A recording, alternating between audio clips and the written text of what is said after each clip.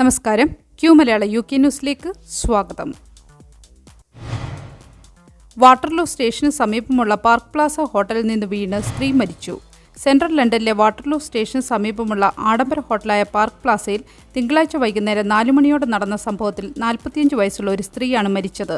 മരണത്തിൽ സംശയാസ്പദമായി ഒന്നും കാണുന്നില്ലെന്ന് metropolitan police പറഞ്ഞു. പ്രദേശത്ത് ഗതാഗതം തടസ്സപ്പെട്ടിരുന്നുവെങ്കിലും ഇപ്പോൾ ഗതാഗതം സാധാരണ നിലയിലാണ്. മരിച്ച സ്ത്രീയുടെ ബന്ധുക്കളെ കണ്ടെത്തുന്നതിനുള്ള ശ്രമത്തിലാണ് പോലീസ്. പെട്രോൾ വില 6 മാസത്തെ ഏറ്റവും ഉയർന്ന നിലയിലെത്തി. പുതിയ വിശകലനം അനുസരിച്ച് പെട്രോൾ വില 6 മാസത്തെ ഏറ്റവും ഉയർന്ന നിലയിൽ ഫെബ്രുവരിയിൽ 0.65 പെൻസ് വർദ്ധിച്ച് 139.65 പെൻസ് ഉയർന്നതായി RIC അറിയിച്ചു. ജനുവരി പകുതിയോടെ എണ്ണവില ബാരലിന് $82 ഉയർന്നതിനെ തുടർന്ന് വർഷത്തിന്റെ തുടക്കത്തിൽ മൊത്തവിലയിലുണ്ടായ വർധനവാണ് ഇതിന് പ്രധാന കാരണമെന്ന് റിപ്പോർട്ടിൽ പറയുന്നു. ബൂട്ട്സ് പാരസെറ്റമോളിന്റെ ലേബലിംഗിൽ പിഴവ്. ഫാർമസി ഗ്രൂപ്പായ ബൂട്ട്സ് ഉപഭോക്താക്കളോട് 500 മില്ലിഗ്രാം പാരസെറ്റമോൾ ഗുളികകൾ തിരികെ നൽകാൻ ആവശ്യപ്പെട്ടു. വേദന സംഹാരിയായ ആസ്പിരിൻ എന്ന തെറ്റായ പ്രസ്താവന പാക്കറ്റിൽ രേഖപ്പെടുത്തിയതാണ് നടപടിയിലേക്ക് നയിച്ചത്. ഏകദേശം 1,10,000 പാക്കറ്റുകൾ ഈ നടപടിയെ ബാധിക്കുമെന്നാണ് പുറത്തുവരുന്ന വിവരങ്ങൾ സൂചിപ്പിക്കുന്നത്.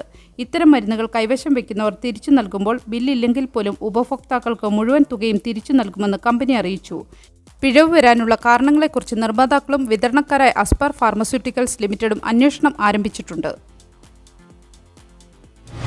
കുറഞ്ഞ സമയത്തിനുള്ളിൽ ഷിഫ്റ്റ് റദ്ദാക്കിയാൽ ഏജൻസി ജീവനക്കാർക്ക് ശമ്പളം ലഭിക്കും.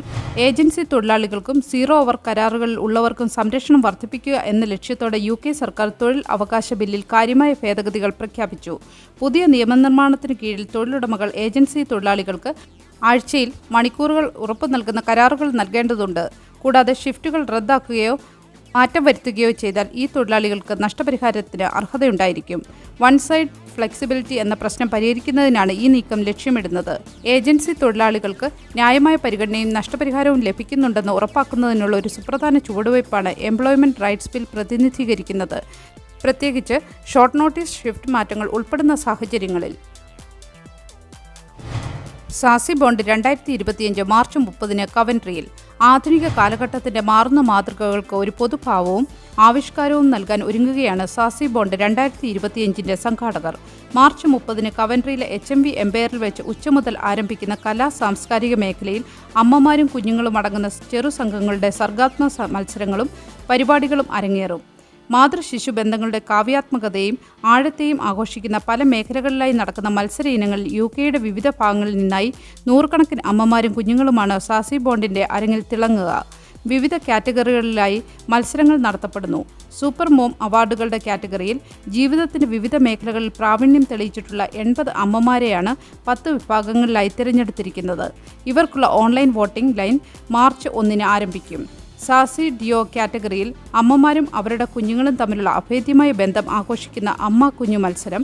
മിസ് ഇന്ത്യ ടീൻ 2025 കാറ്റഗറിയിൽ യുവതാരങ്ങൾ തിളങ്ങുന്നു.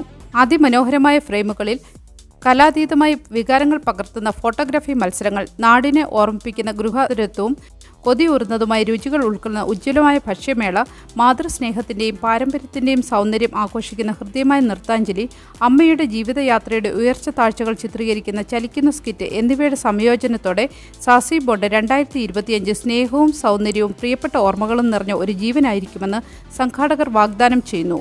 വേദിയുടെ വിശദാംശങ്ങൾക്കും രജിസ്ട്രേഷൻ അപ്ഡേറ്റുകൾക്കുമായി കാത്തിരിക്കുക.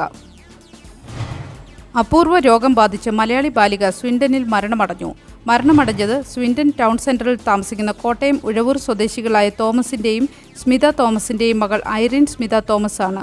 2022 രോഗനിർണയം നടത്തിയ POLG മൈറ്റോകോൺട്രിയൽ ഡിസോർഡർ എന്ന അപൂർവ ന്യൂറോളജിക്കൽ അവസ്ഥയായിരുന്നു ഐറിന്. ഏറെ നാളായി ചികിത്സയിലായിരുന്നു.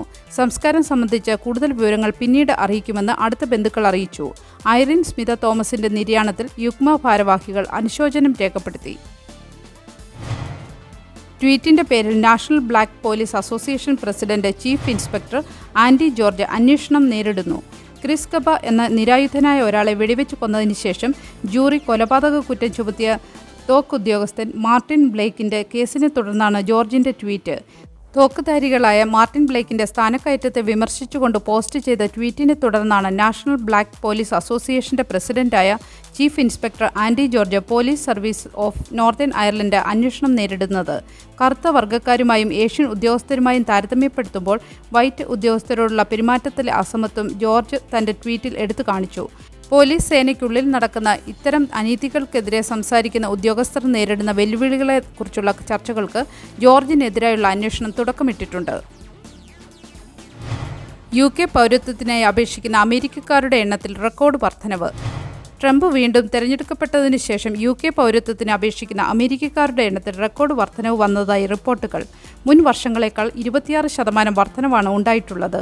പുതിയ ഭരണകൂടത്തിന് കീഴിലുള്ള സാമൂഹികമായ യാഥാസ്ഥിതിക നയങ്ങളെക്കുറിച്ച് ആശങ്കാകുലരായ ലിബറൽ അമേരിക്കക്കാരിൽ നിന്നുള്ള അന്വേഷണങ്ങളിൽ ഗണ്യമായ വർധനവ് UKയിലെ ഇമിഗ്രേഷൻ അഭിഭാഷകർ നിരീക്ഷിച്ചു.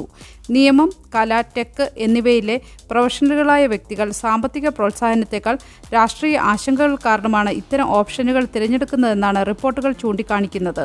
2024 UK പൗരത്വ അപേക്ഷകൾ മൊത്തത്തിൽ 6% വർദ്ധിച്ച് 2,51,000 എന്നാണ് ഹോം ഓഫീസ് കണക്കുകൾ വ്യക്തമാക്കുന്നത്.